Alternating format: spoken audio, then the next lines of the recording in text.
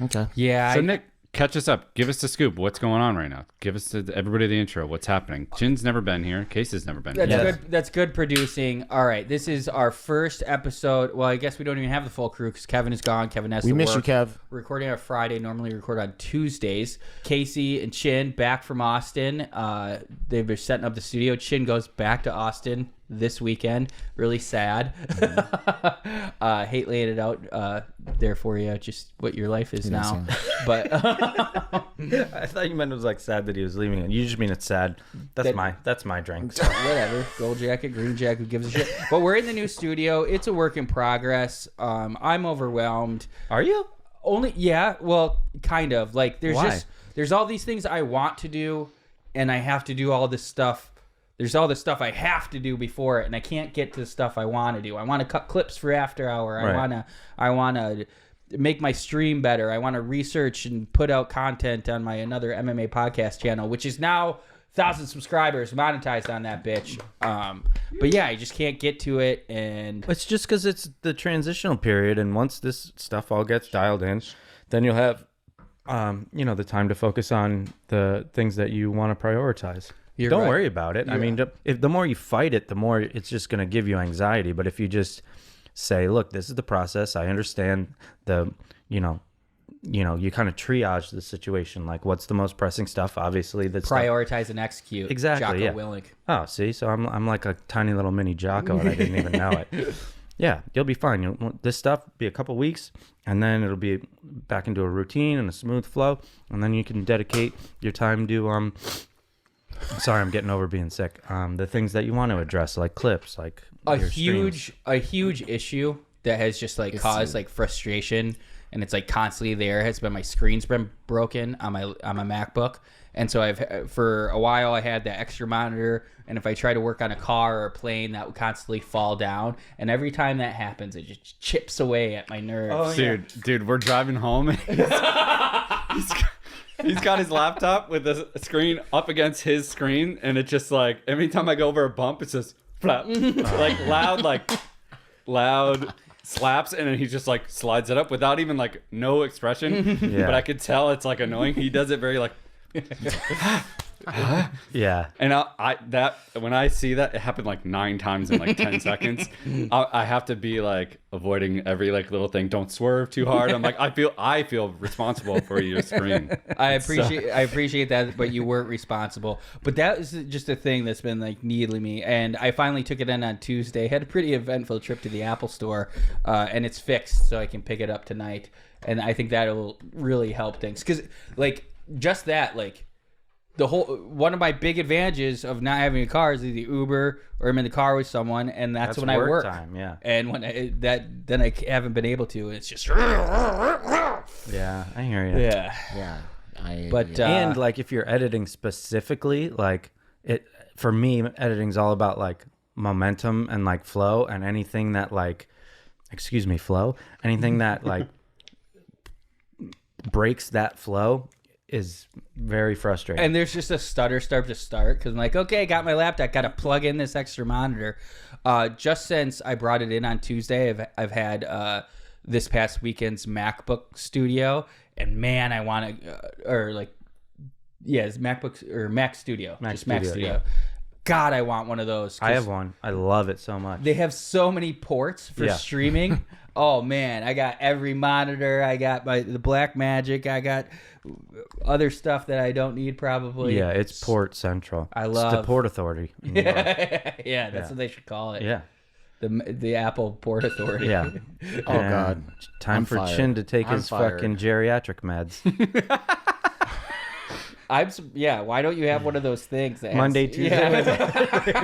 Hold on. all just kratom. I do. I don't bring them anymore because one of the freaking things broke. Of course. So if I can't do Sunday, I can't do the rest of the week. yeah. I get that. Oh fuck! I lost all my Sunday bills. Then it just messes everything up. Like, fuck, where am I at? Yeah. By the way, Nick, your hair looks like it's getting like growing out, like thicker on this side. That's the stuff. nicest thing anyone can I'm ever being say to serious. Oof. This is what it looks like when people with zero talent, zero personality, and who aren't funny in any way, shape, or form try to do a podcast. This is as bad as we rag on Opie. Opie's not this bad. So you got Brendan Schaub's producer, Cheddar Bob over here. Nick, a guy who very famously once tried to give me advice on how to do YouTube.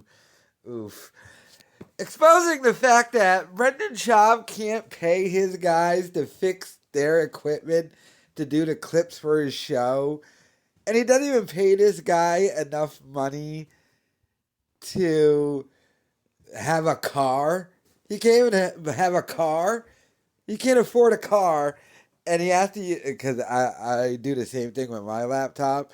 I use just a regular flat screen TV as my monitor because the screen on my laptop is busted. But that's from my drunkenness. And I don't work for Brendan Schaub, and I'm not doing clips for Brendan Schaub, who should absolutely pay this guy to fix his thing to make it easier for him to do clips for his show. But, I mean, Schaub doesn't pay this dude. He won't help Chin find a place.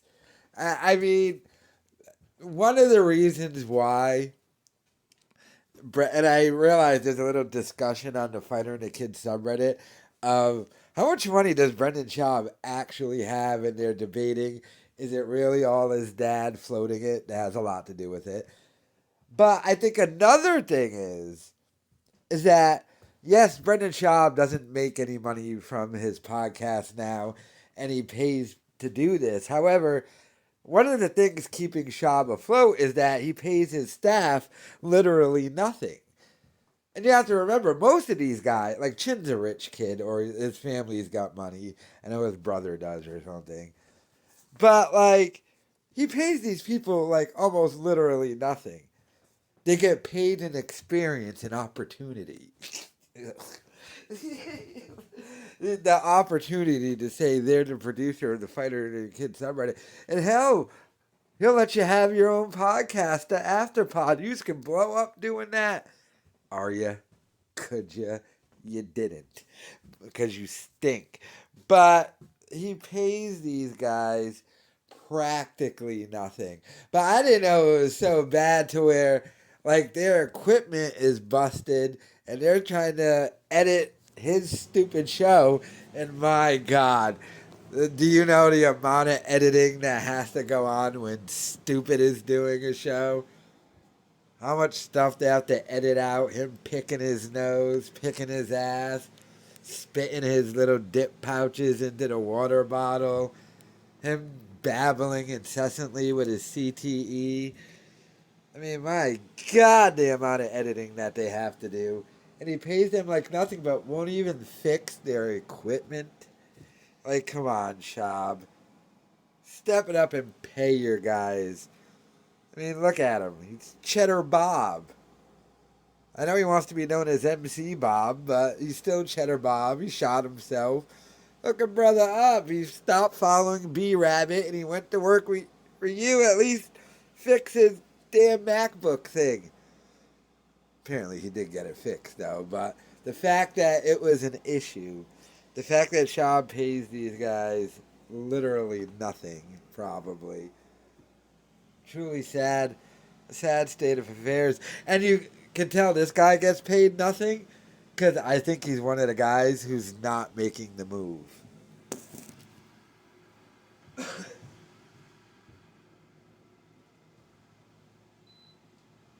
He is not making that move to Texas with Chin. So you can tell he's probably...